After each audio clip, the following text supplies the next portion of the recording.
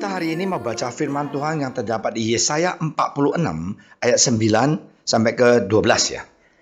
Ingatlah hal-hal yang dahulu dari sejak purbakala, bahwasanya akulah Allah dan tidak ada yang lain.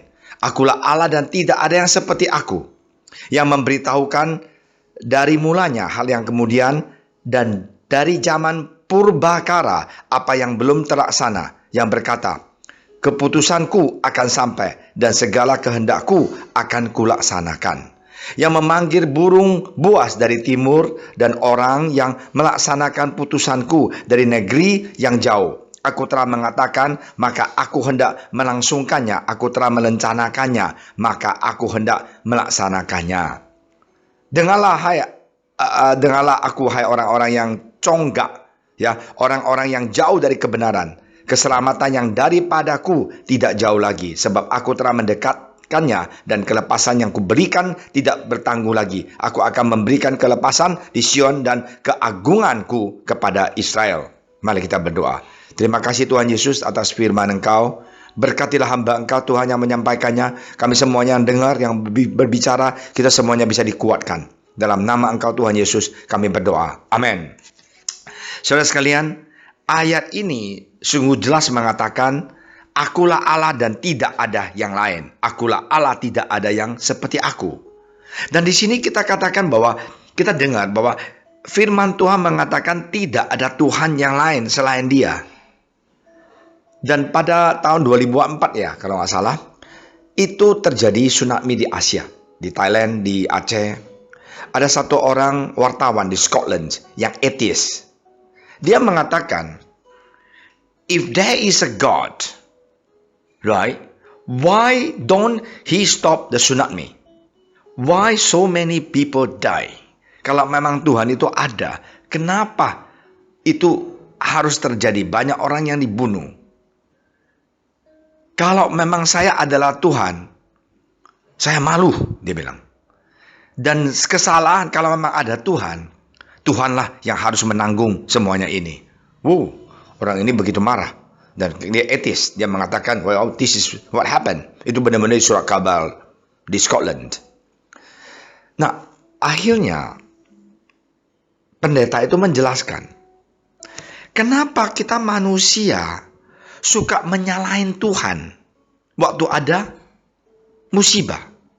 Kenapa manusia suka salahkan Tuhan waktu ada penyakit? Seperti sekarang, banyak orang sudah mulai, kalau ada Tuhan kamu, kok Tuhan kamu biarkan pendeta itu meninggal? Kenapa Tuhan kamu membiarkan anak orang Kristen meninggal? Kita nggak boleh begitu. Kita tidak boleh salahkan Tuhan. Nah, kita ini harus mempunyai iman. Kita ingat, berkat Tuhan itu begitu banyak buat kita, manusia di dunia ini. Iya bukan? Kita ingat, Tuhan begitu melindungi keluarga kita. Tuhan begitu melindungi negeri kita, bangsa Indonesia. Tuhan itu ada. Apakah dia nggak tahu? Di sini dia katakan, well, Tuhan, Engkau adalah Tuhan, tidak ada Allah lain. Tuhan tahu. Tapi kenapa dia nggak berhentikan? Dia bukan tidak mau berhentikan.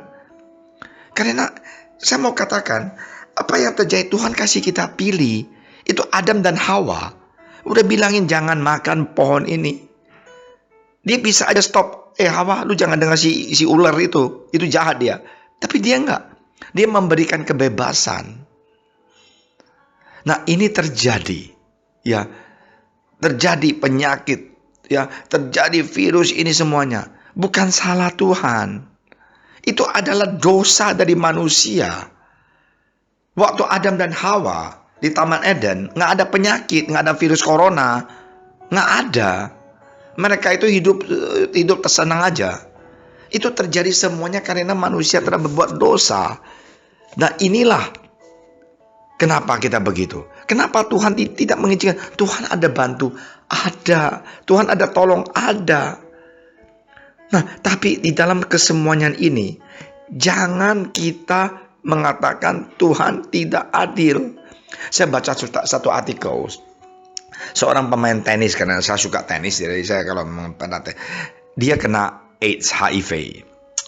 Jadi banyak sekali fansnya itu kirim surat, oh I really miss you, and why that you got this disease? There are so many people in the world, why you, gitu loh. Banyak orang di dunia ini, kenapa kamu yang kena HIV ini? Karena dia ke rumah sakit, bukan dia gitu, karena ada darah, ada suntikan yang kena, akhirnya dia positif HIV. Saudara sekalian, saya terkejut ya. Dia jawab apa? Ini adalah ilustrasi. Dia bilang, there are 5 million people in the world play tennis. Ada 5 juta orang contohnya ya, yang suka main tenis. Dan ada 1 juta orang yang menjadikan profesional. Ada 500 orang yang menjadi pemain nasional. Dan ada 100 orang yang akhirnya menjadi world player, masuk ke Wimbledon ataupun Australia Open. Dan ada 5 juta orang, akhirnya 100, akhirnya 50, akhirnya tinggal 4 orang yang untuk challenge di Wimbledon. Dan akhirnya saya menang, saya menjadi juara tenis dunia. Nah, pada waktu itu saya tidak bilang, Tuhan, kenapa harus saya ya yang mendapatkan juara? Kan ada jutaan orang yang cinta tenis. Kenapa saya yang jadi juara, Tuhan? Nah, dia bilang, waktu itu saya nggak tanya kenapa harus saya menjadi terkenal di dunia ini. Nah, sekarang saya dapat penyakit. Saya juga tidak boleh ngeluh kepada Tuhan yang telah memberkati hidup saya begitu luar biasa. Dan sekarang saya ada penyakit ini. Marilah saya hadapin bersama dengan Tuhan. Wow, saya terharu banget dan saya kepengen nangis waktu saya baca artikel itu. Seorang petenis dunia yang mengatakan, waktu saya juara dunia, saya nggak mengatakan Tuhan kenapa harus pilih saya. Sekarang saya ada HIV. Kita jangan ngeluh juga kenapa Tuhan harus saya kena. Ingat, semua kehidupan kita itu ada di tangan Tuhan. Rancangan Tuhan itu beda dengan rencana kita. Marilah kita serahkan hidup kita, percaya pada Dia, trust Him and love Him and follow Him. Kita akan lihat hidup kita dibimbing, dituntun oleh Yesus sampai akhir dunia ini.